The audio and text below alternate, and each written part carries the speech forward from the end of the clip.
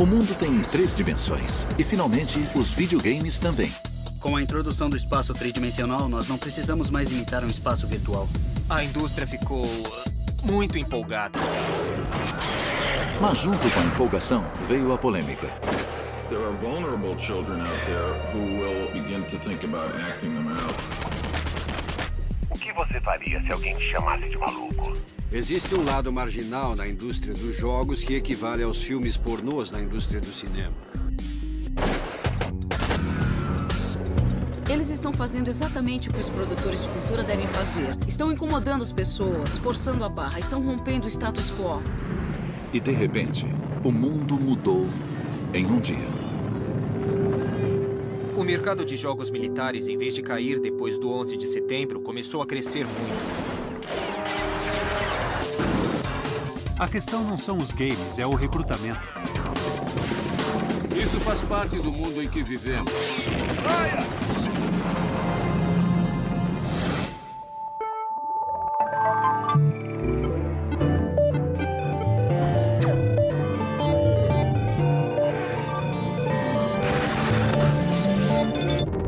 A era do videogame. Nas últimas décadas, o videogame entrou em um novo domínio com toda a força. A terceira dimensão.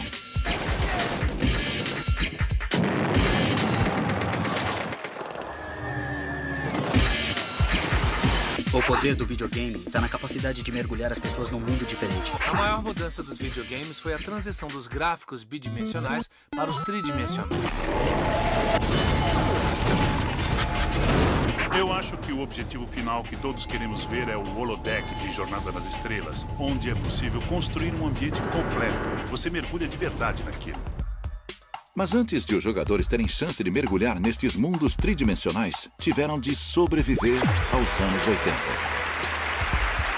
We must act today in order to preserve tomorrow. Naquela época, o mundo 3D era um terreno rudimentar de linhas verdes, chamadas vetores. O primeiro game a usar essa tecnologia foi o Battlezone da Atari. Todos os outros jogos da época envolviam deslocamentos em 2 dimensões, como o Pac-Man, em que o jogador controlava os movimentos como se estivesse observando do alto. Era como olhar um rato no labirinto. Mas o Battlezone mostrava o ponto de vista da pessoa que atirava. De uma certa forma, ele inaugurou o tiro em primeira pessoa. O jogo tinha muitos admiradores, inclusive o exército norte-americano. Representantes do exército procuraram a Atari para dizer que tinham gostado do Battlezone. Perguntaram se era possível criar um protótipo para ser usado em treinamentos de verdade, com um novo tipo de veículo que depois seria integrado à infantaria blindada Bradley. Os militares acreditavam que era muito importante. Eles reconheceram o potencial do Battlezone, viram que os videogames não eram simples brinquedos. Como envolviam modelagem, essa mesma modelagem usada para entreter poderia ser modificada e usada para ensinar as coisas. Essa foi a primeira de várias colaborações entre a indústria do videogame e as Forças Armadas dos Estados Unidos. A tecnologia 3D do videogame daria mais um grande salto graças a George Lucas. A recém-fundada LucasArts produziu um videogame que finalmente seria capaz de dar asas ao ponto de vista em primeira pessoa. Atenção, piloto, você está entrando na paisagem insólita de Fractalus. Rescue on Fractalus, daí vem o nome, foi um dos primeiros jogos a gerar essa experiência tridimensional através de fractais. Fractal é um algoritmo recursivo, uma equação matemática encontrada na natureza. Foi uma maneira de dar a ilusão de profundidade à figura simples. Explore todos os vales, colinas e canyons à procura de espaços estreitos para pilotar e teste a sua capacidade em curvas perigosas. Os fractais foram revolucionários. Mas não fosse a habilidade de Lucas em prever as tendências do entretenimento, Rescue on Fractalus poderia ter sido um game muito diferente de se jogar.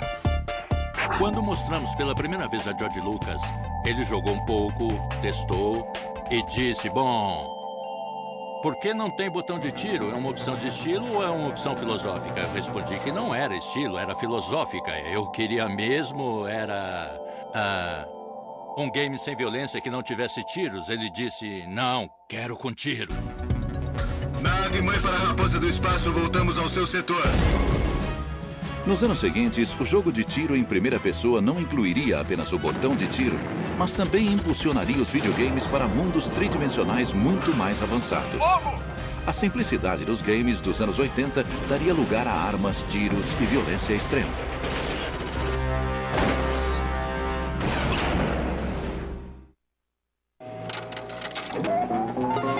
Apesar de os fractais e gráficos vetoriais não serem capazes de concretizar todos os desejos dos designers de jogo, o videogame 3D daria um salto gigante na década de 90, graças a um microcomputador. As CPUs já haviam chegado a um ponto em que se podia desenhar muita coisa na tela. Isso interessava aos games. Ninguém queria mais saber de 2D. Nos anos 90 surgiram novas ferramentas. Havia processadores especializados que faziam cálculos com números de ponto flutuante e podiam calcular como a luz interfere em um ambiente. Isso permitiu que o resto da indústria tirasse proveito do novo poder dos micros e pensasse em criar jogos mais maduros que proporcionavam experiências mais adultas. Os novos processadores permitiam que os programadores tivessem poder computacional suficiente para criar um espaço realmente tridimensional. O novo gênero se aproveitou da tecnologia de uma maneira ainda mais explosiva do que o jogo de tiro em primeira pessoa. Nos jogos de tiro em primeira pessoa, você é o personagem. Você enxerga com os olhos do personagem. A mudança do ponto de vista em terceira pessoa para o ponto de vista em primeira pessoa deu aos jogos o poder de colocar o jogador na pele do personagem, e aquilo foi uma experiência nova para mim. De repente você estava dentro do jogo, estavam atirando e você atiravam. Isso mudava a sensação do jogo. Ele ficava assustador. O surgimento do jogo moderno de tiro em primeira pessoa foi com o Castle Wolfenstein 3D. Não existe nada mais divertido do que atirar em nazistas com uma pistola. Talvez exista, mas é divertido. As mentes dinâmicas por trás das balas mais sangrentas e rápidas da época foram John Romero e John Carmack. Dois fãs de jogos muito parecidos que se conheceram na Soft Disc em Louisiana. Esses caras se conheceram no trabalho e descobriram que tinham no videogame um interesse em comum, principalmente o John Romero, que era extrovertido, engraçado e impetuoso. Já o John Carmack era um pouco mais introvertido. O que o Carmack conseguiu fazer foi trazer velocidade ao jogo, junto com gráficos de alta qualidade. Os movimentos eram tão rápidos que o game era diferente de todos os outros. Não deu para fazer tudo o que queríamos com os gráficos de Wolfenstein, porque os recursos eram limitados.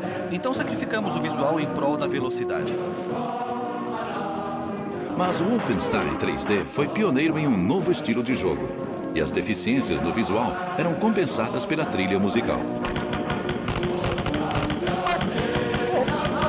O game causou uma certa polêmica na Alemanha na época, porque os símbolos do Terceiro Reich haviam sido banidos na Alemanha Ocidental.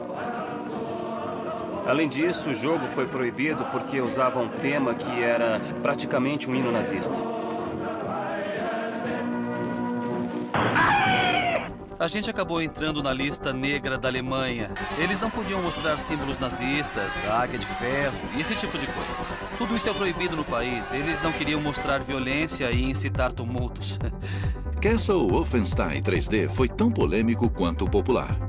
Mas não demorou muito para os criadores lançarem um título ainda mais sangrento e extremo: Doom.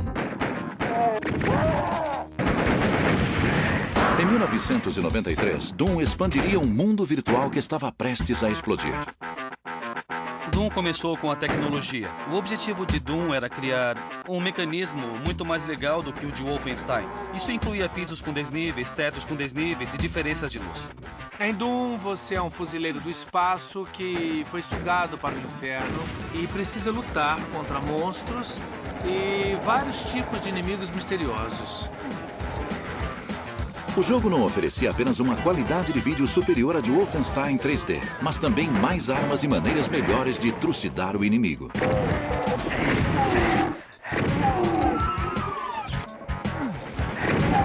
Se você destrói alguém e ele cai, é meio sem graça. Mas se ele explode em pedacinhos que saem voando, é mais legal. Desde que não sejam muitos pedacinhos, eu acho. Eles inventaram games que queriam jogar mas não sabiam direito que tipo de jogo era esse, porque ainda não havia sido inventado. Mas eles sabiam que queriam uma coisa diferente de Mario.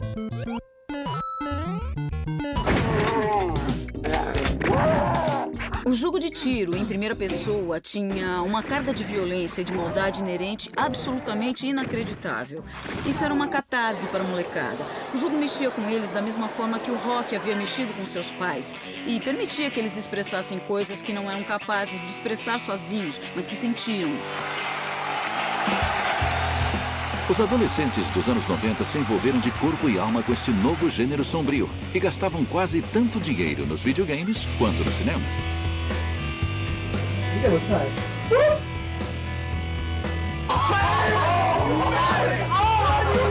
Era meio análogo ao que a banda Nirvana estava fazendo no cenário musical. Esses jogos de tiros e tudo o que acontecia no mundo dos microcomputadores nos anos 90 tinha esse espírito e essa energia. Era uma forma rebelde de punk rock e de heavy metal. Foi uma explosão do underground que muita gente nunca tinha ouvido falar. Foi um divisor de águas. As pessoas do outro lado não entendiam. Além de não entender, elas achavam que era ruim. Achavam que estava arruinando a decência da sociedade. Podemos considerar Doom como o game mais expressivo da geração X. Afinal, o nome Doom significa condenação e expressa um conceito muito cínico, que é você vai morrer.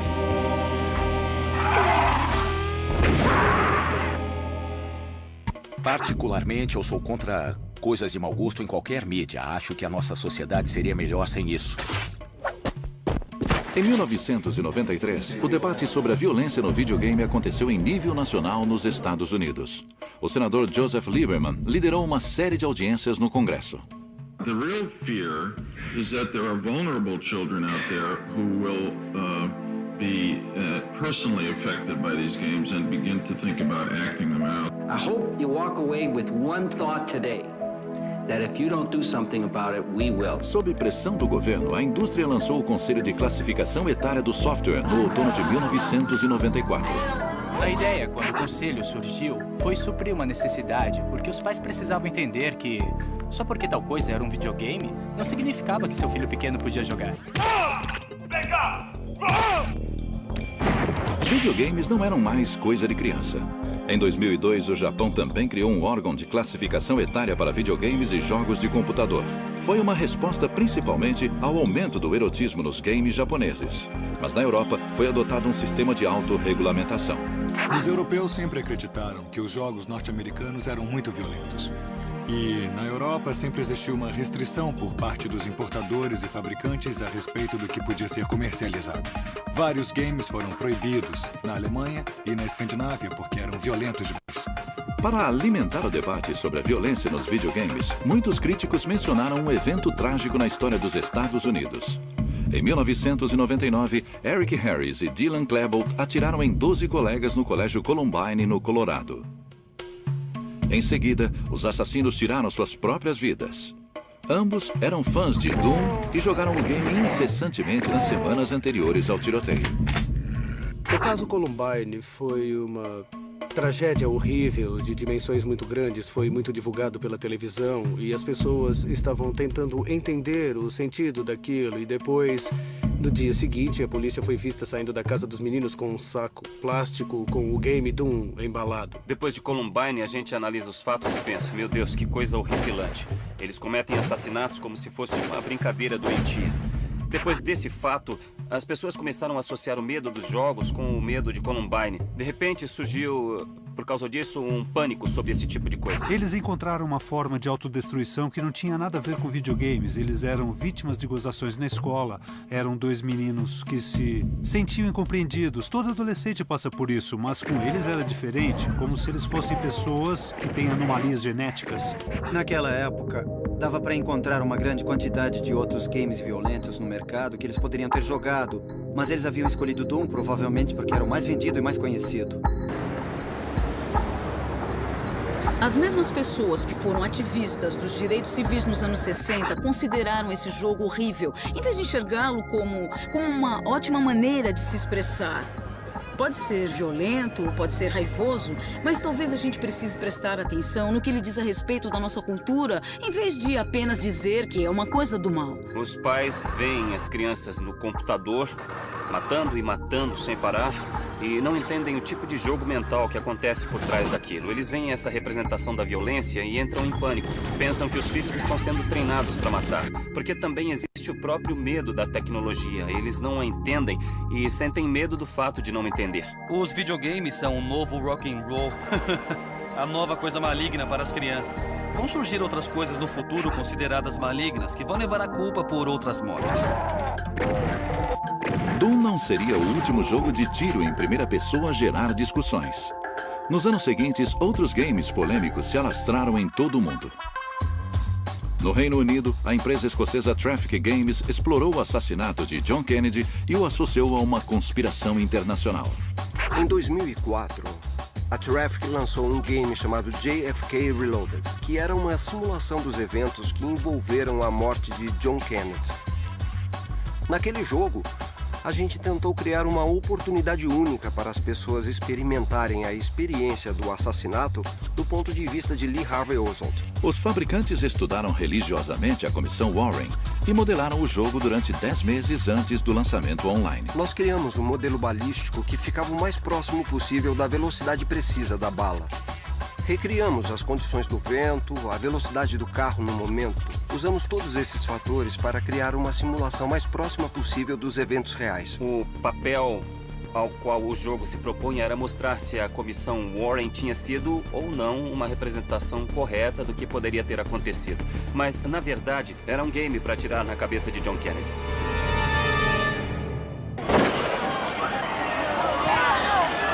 O jogo teve uma grande aceitação do público, mas enfrentou pressões legais por parte da família Kennedy. Nos Estados Unidos, o jogo Border Patrol leva os jogadores à fronteira que divide o país do México. O objetivo é atirar em mexicanos que tentam atravessar ilegalmente. Casey Manager permite ao jogador administrar um campo de concentração nazista e Super Columbine Massacre RPG transforma os jogadores nos assassinos do Colégio Columbine. Aparentemente você está glorificando esses dois malucos que atiraram dentro da escola. Existe um lado marginal na indústria dos jogos que equivale aos filmes pornôs na indústria do cinema. Você pode mergulhar nesse antro se quiser, mas não é obrigado se não quiser. Man, what these game developers won't do for a buck. Na minha opinião, Postal 2 é o game mais chocante que eu já joguei. Parece um filme snuff que mostra mortes reais. Depende da sua própria loucura. Se você for muito louco, vai adorar o game, sacou? E se não for, você não vai curtir o game nem um pouco. O que você faria se alguém te chamasse de maluco? Tem alguma coisa de primitiva no Postal 2 e todos nós temos um lado que quer levantar de manhã e sair dando tiros por aí. De uma certa maneira, os jogos ajudam a expurgar esses sentimentos. Acredito que os desenvolvedores de jogos deveriam ter plena liberdade criativa para fazer o que quiserem. Se quiserem fazer um game sobre estupro, então façam. Façam um game sobre aborto, enlouqueçam, divirtam-se e tentem vender. Mesmo com games obscenos e polêmicos surgindo no mercado, os jogos de tiro em primeira pessoa estão mais populares do que nunca. Eu acho sinceramente que eles ajudam a vender micros. Hoje em dia, as empresas fabricam computadores e laptops de ponta voltados especificamente para fãs de videogames. Existe uma relação de sinergia entre o projeto de jogos e a tecnologia. As duas ciências avançaram de mãos dadas até o ponto em que estão. Tiros em primeira pessoa colocam o jogador no mundo virtual para simular a realidade. Mas a história da simulação começou muito antes do microcomputador existir. Em 1929, Edwin Link, ex-operário de uma fábrica de pianos, construiu uma máquina que parecia uma aeronave em miniatura, capaz de imitar as acrobacias de aviões reais. Ele a chamou de Link Trainer. Your early lessons will be in a nice, comfortable indoor gadget called a Link Trainer, which never leaves the ground. Through the headphones, you'll receive instruction while you're learning to juggle with the controls. No início, foi considerado um brinquedo. Mas quando o mundo começou a se armar para a Segunda Guerra Mundial no final da década de 30, encomendas do simulador Link chegaram de várias partes do mundo. Forças armadas do mundo inteiro recorreram à tecnologia da simulação por necessidade. O custo de treinar pilotos em simuladores é mais baixo do que em aviões reais. E durante a Segunda Guerra Mundial era preciso treinar muitos pilotos num curto espaço de tempo. Por isso, a tecnologia do simulador de voo teve um grande impulso na época. Estes primeiros simuladores eram em grande parte mecânicos e apesar de Edwin Link ter preparado o terreno para uma indústria que se tornaria multibilionária, foi a série Flight Simulator da Microsoft, iniciada em 1980, que levou a simulação de voo em 3D para os computadores domésticos. Os estúdios da Microsoft se desenvolveram com o Flight Simulator, o primeiro simulador de voo, que aproveitou a capacidade dos PCs da época para proporcionar a experiência de voar. Hoje em dia, a gente pode até achar graça do visual do jogo, mas certamente naquela época era tecnologia de ponta. This software program puts you at the controls of the most realistic flight experience this side of FAA certification. Na época eram 16 cores na tela. Acho que dava para escolher entre 2 aeronaves, 5 cenários de voo e mais ou menos 80 aeroportos. Era muito limitado se compararmos ao que existe hoje. Mas, por melhor que fosse a tecnologia da Microsoft, ela ainda ficava atrás das Forças Armadas. Os líderes em tecnologia de computação gráfica nos anos 80 eram os militares. As Forças Armadas americanas tinham um tipo de representação em 3D e gráficos tão avançados que o resto do mundo só conheceria depois de uma década. Atualmente, em escolas de voo como a Naval Fighters Weapons School, em Miramar, na Califórnia, os pilotos de caça podem treinar durante semanas em simuladores antes de praticarem manobras em jatos de verdade. Hoje em dia, a simulação de voo e de tanques não é mais exclusiva dos Estados Unidos. É uma tecnologia padrão usada nas Forças Armadas do mundo inteiro. Conforme a popularidade de simulações militares começou a se alastrar pelo mundo, a tecnologia 3D acabaria se mesclando ao gênero de tiro em primeira pessoa sob o impulso de um momento decisivo na história. O mercado de jogos militares, em vez de cair depois do 11 de setembro, começou a crescer muito. Na década seguinte, os videogames continuariam a testar os limites da tecnologia e do conteúdo. Os jogadores da década de 90 seriam estimulados a se alistar, enquanto os militares de todo o mundo atraíam a nova geração para jogar uma versão simulada da guerra.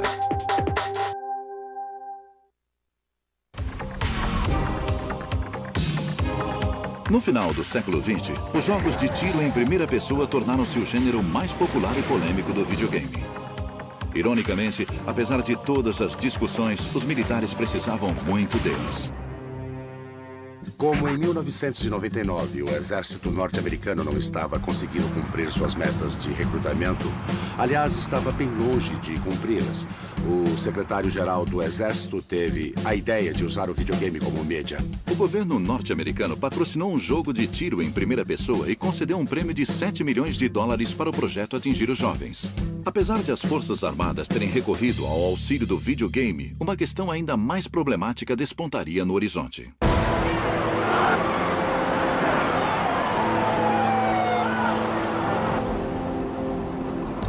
O 11 de setembro teve um impacto sobre a indústria do videogame, da mesma forma que teve um impacto no mundo como um todo, porque aquilo que tinha sido normal já não era mais normal. Foi um evento que não se podia ignorar. Também influenciou o cotidiano na Europa.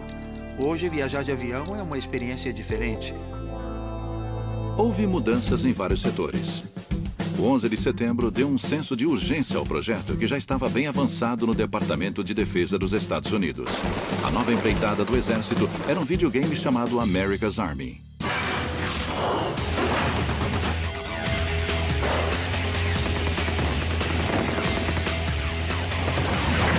Eles queriam desenvolver um videogame envolvente que desse ao público uma ideia de como era fazer parte do exército norte-americano. Bom dia, soldado. A tarefa de hoje é aprender a usar o rifle M16A2. O America's Army usa tecnologias avançadas como mecanismos e ferramentas de jogos. E no topo de tudo isso coloca o exército.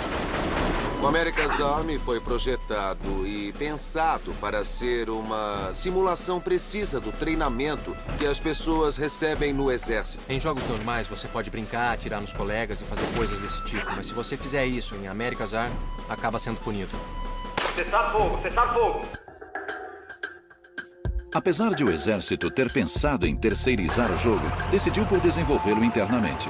Um aspecto significativo do America's Army foi a decisão do Exército de desenvolver o jogo por conta própria, aproveitando suas próprias equipes, porque existia uma nova geração de meninos que cresceram jogando videogame. E essa era uma forma de atingi-los. Se eles inventassem alguma coisa que atingisse as crianças ainda pequenas, talvez elas considerassem fazer carreira no exército aos 18 anos. Essa foi a premissa do jogo America's Army.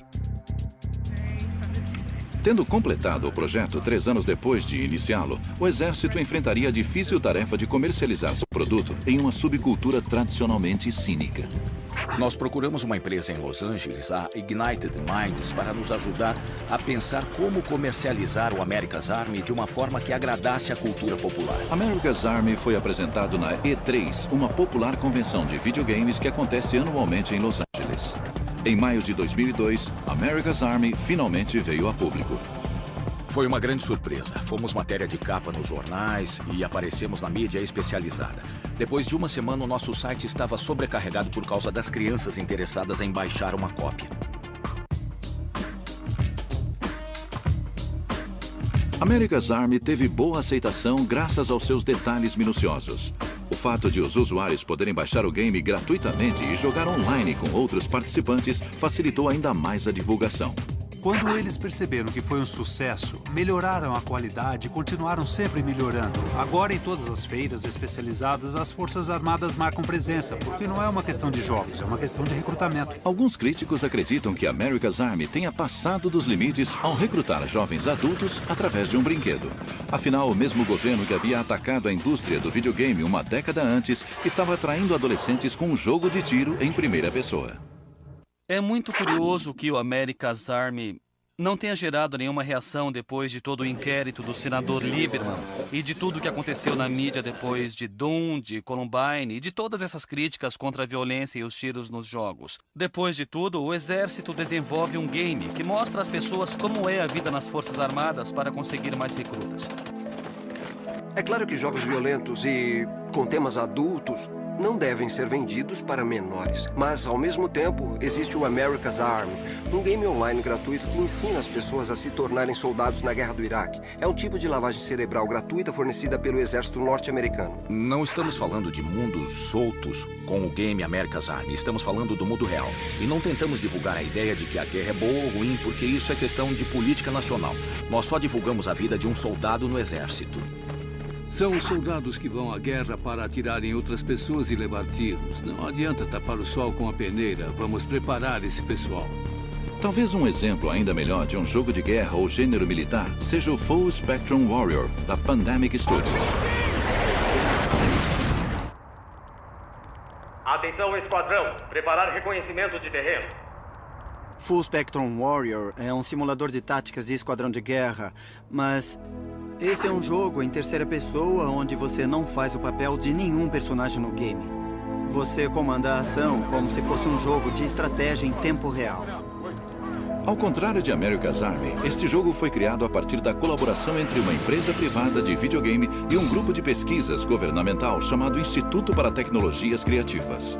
O ICT é um instituto da Universidade do Sul da Califórnia para tecnologias criativas, um centro de pesquisas universitário financiado pelo Exército. O instituto, inaugurado em 1999 com uma verba de 45 milhões de dólares, foi projetado para levar as Forças Armadas aos jogos e os jogos às Forças Armadas. Foi uma maneira de criar um centro capaz de trazer o melhor do entretenimento, com dinheiro dos militares, para criar produtos que poderiam ser usados em ambos os setores. Embora o jogo Full Spectrum Warrior tenha sido lançado como um título comercial, ele havia sido concebido como um treinamento tático para soldados do exército.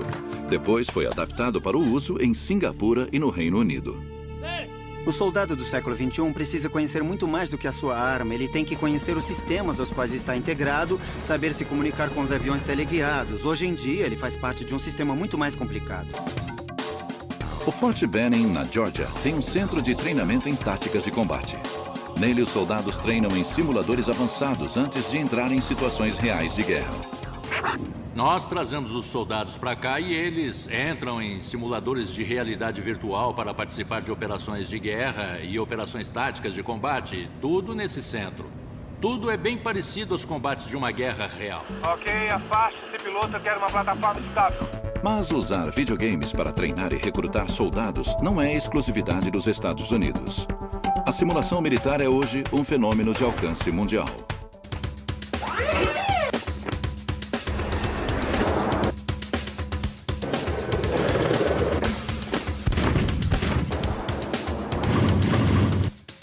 A verba militar da maioria dos países é muito menor do que a dos Estados Unidos, então eles não têm recursos para efetuar treinamentos terrestres reais. A maior parte do treinamento deles é virtual. Se um país pode bancar um avião de 10 ou 20 milhões de dólares, também pode bancar um simulador de voo virtual de 3 mil dólares. O treinamento de guerra virtual é utilizado em toda a Europa, na Austrália e no Sudeste Asiático. Empresas como a ITSA, uma aliança para simulação e treinamento internacional, trabalham com diferentes redes para simular conflitos de grande porte no mundo inteiro. Por exemplo, o exército norte-americano participou de guerras simuladas diversas vezes com Taiwan. Outros países, como Singapura e Indonésia, também participam de exercícios virtuais de guerra. Distância 675. Atenção, fogo! Hoje em dia, quando tentamos preparar as crianças para as guerras virtuais cada vez mais numerosas, não é coincidência que elas acabem jogando videogame. Vai ser exatamente assim que as guerras vão acontecer no futuro. Como o futuro das guerras está na interface dos sistemas de armas, vai parecer videogame, vai ter joysticks. Tudo vai ser eletrônico. Acho provável que as Forças Armadas já estejam com meio caminho andado. Essas crianças passaram 18 anos com estes controles nas mãos. Como poderíamos controlar nossos tanques de uma forma semelhante? Como os sistemas de comunicação poderiam ser controlados dessa forma? Eles estão tentando tirar proveito das habilidades que os jogadores desenvolveram ao longo de tantos anos jogando videogame. A potência desta nova tecnologia é inegável. Mas o que fazer com ela gera opiniões opostas. Há grandes benefícios na simulação de guerra. Obviamente, quando você se prepara para a pior das hipóteses, com antecedência se prepara melhor. O perigo é que, se as simulações ficarem boas demais, você corre o risco de confundir a representação com a vida real. Além da invasão de jogos projetados por militares depois do 11 de setembro, tanto nos Estados Unidos quanto na Europa, o setor privado também está investindo neste gênero de game. Rápido! Ataquem! Ataque do inimigo na retaguarda! Eles dão uma visão reconfortante do terrorismo porque nesse tipo de jogo de guerra existe um inimigo claro. Existe o objetivo claro de eliminar o inimigo. Quando ele é eliminado, você consegue impedir um determinado evento de acontecer. Os países que mais criticam a política externa norte-americana estão criando o soldado herói americano, enquanto as empresas americanas estão criando o soldado crítico, que não tem certeza se é herói, anti-herói, bandido ou mocinho, e nem sabe por que está lutando. Antes eu caçava terroristas, agora sou um deles.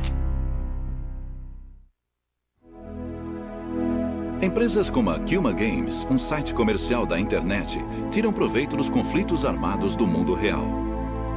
Quando alguma coisa acontece na guerra do Iraque ou do Afeganistão, imediatamente os programadores começam a trabalhar para produzir aquele evento ou aquela batalha. Depois de um mês, você pode jogar no seu computador. A empresa até mesmo simula certos conflitos que nunca aconteceram, como foi feito na polêmica série Assault on Iran. O presidente Bush foi à televisão para dizer que todas as opções estavam sendo estudadas a respeito do Irã. Depois, o presidente iraniano declarou: os Estados Unidos não podem nos invadir. Nós não somos o Iraque. A Kuma tirou proveito da polêmica criando uma história que mostrava uma tropa norte-americana combatendo alvos nucleares no Irã.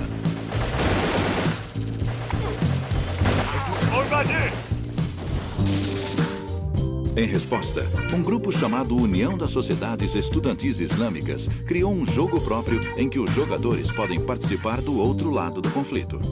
Os comentários que recebemos dos iraquianos vieram de todas as partes.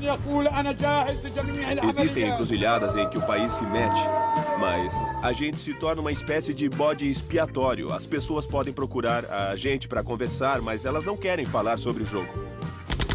Mais um soldado foi abatido. Essa é uma experiência interativa muito interessante. Partindo do princípio que são experiências projetadas e desenvolvidas em nome da precisão e em nome de um desejo genuíno de promover o conhecimento e o aprendizado em vez de ser uma mera exploração. Assim como muitas empresas que lançam jogos de guerra, a Kuma solicita consultoria de conselheiros militares aposentados ou ainda na ativa. Houve um tipo de relação acidental entre jogos de guerra com propósitos estratégicos e jogos com propósito de entretenimento. O desenvolvimento em uma dessas esferas, por efeitos colaterais, afetou sem querer a outra esfera.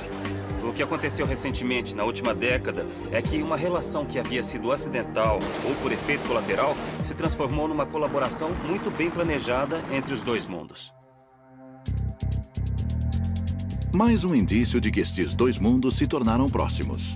Em março de 2003, quando os Estados Unidos invadiram o Iraque, a Sony negociou os direitos de um slogan das Forças Armadas norte-americanas: choque e pavor. Aparentemente, para criar um jogo do PlayStation com este nome.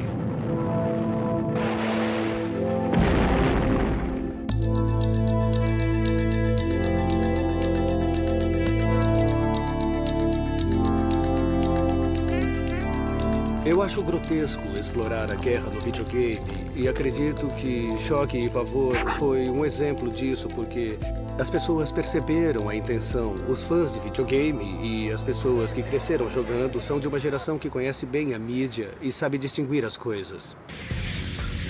Tecnologia 3D em videogame e jogos de tiro em primeira pessoa tornaram-se sinônimos de treinamento, profissão e recrutamento militares. Mas o Ocidente não é a única parte do mundo que se adapta aos novos aplicativos. Depois do 11 de setembro, foi revelado que alguns terroristas que participaram do atentado haviam treinado com o simulador de voo da Microsoft e começou a surgir a ideia de que, se os jogos fazem parte do sistema de treinamento militar e estão à disposição de todos, o que acontece quando esse conhecimento se torna democratizado? Em 2002, a empresa síria Dal Al-Fakir desenvolveu um jogo chamado Under Siege, uma reconstituição da primeira intifada, porém do ponto de vista dos palestinos. Eles argumentaram que muitos jovens árabes adoravam jogar videogame, mas detestavam o fato de jogar na pele de americanos que combatiam árabes como inimigos. Alguns acreditam que estes jogos contribuem para um mundo cada vez mais conflituoso. Quando pensamos sobre a ideia que se faz no mundo em que vivemos, principalmente o mundo que foi impactado por videogames, e quando se fala da guerra, parece que a guerra foi despersonalizada e desumanizada também. Porque se você assistir a CNN, vai ver as mesmas imagens de destruição que estão nas simulações dos videogames. Nessas imagens aparecem alvos e aviões bombardeando os alvos e isso é muito perigoso. Se uma pessoa, principalmente se ela for jovem e inexperiente, começa a olhar para a guerra real e a guerra real começa a se tornar virtual, é muito perturbador.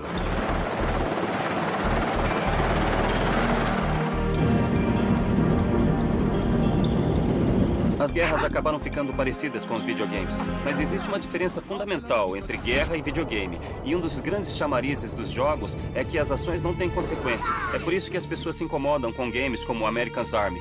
O jogo induz a ideia de ação sem consequência.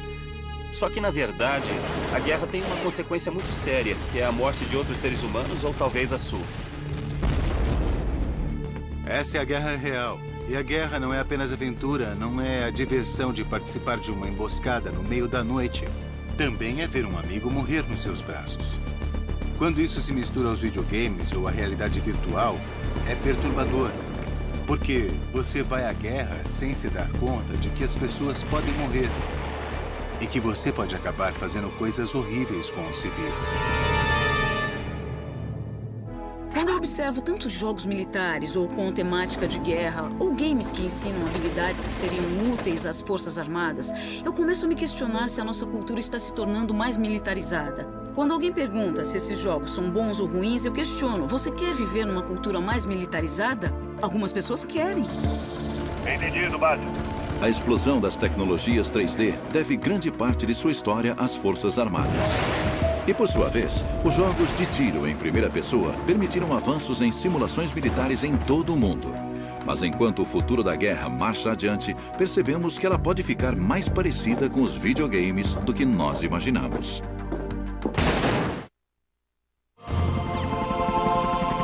Com a evolução da tecnologia 3D no videogame, o mundo envolvente dos jogos ultrapassou a barreira do virtual e passou a fazer parte de aplicativos militares no mundo real. Mas muitos questionam para onde a próxima evolução vai nos levar.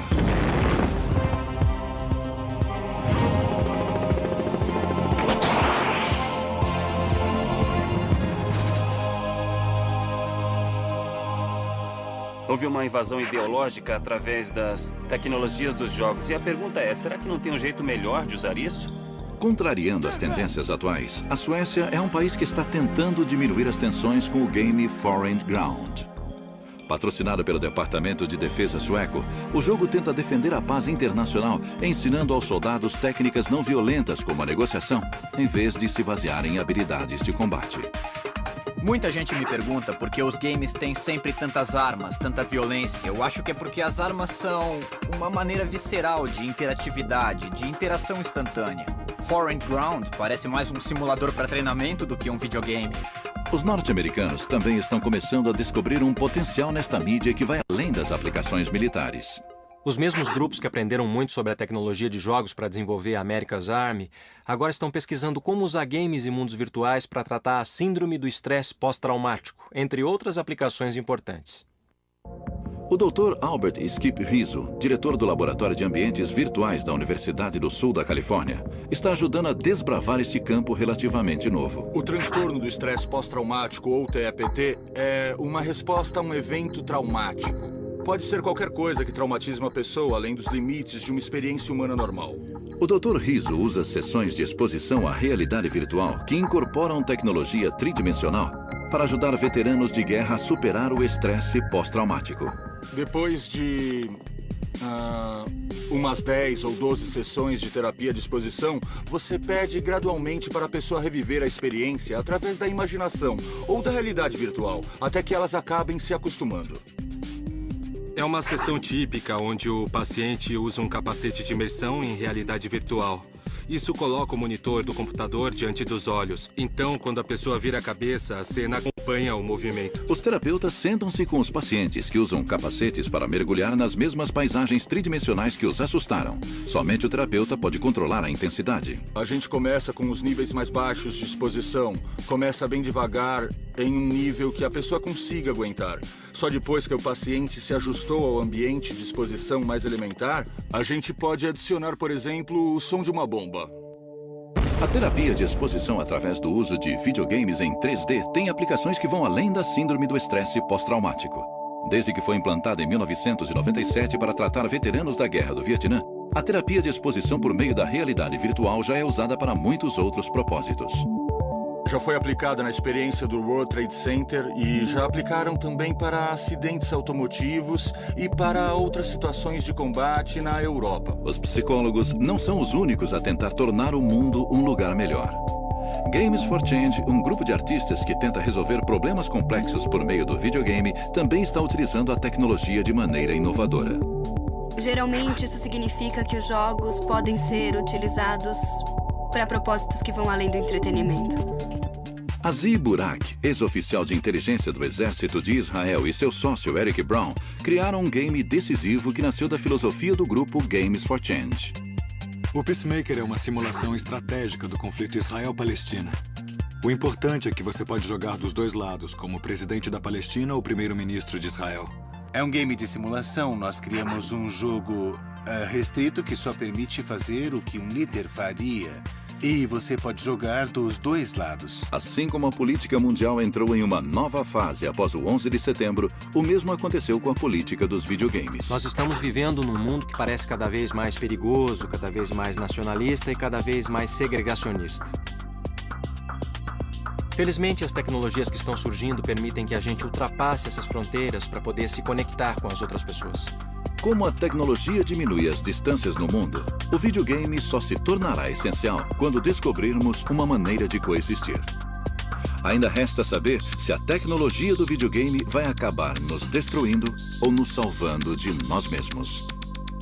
Nossa, eu posso usar essa caneta para escrever uma coisa que vai salvar a vida de milhões de pessoas.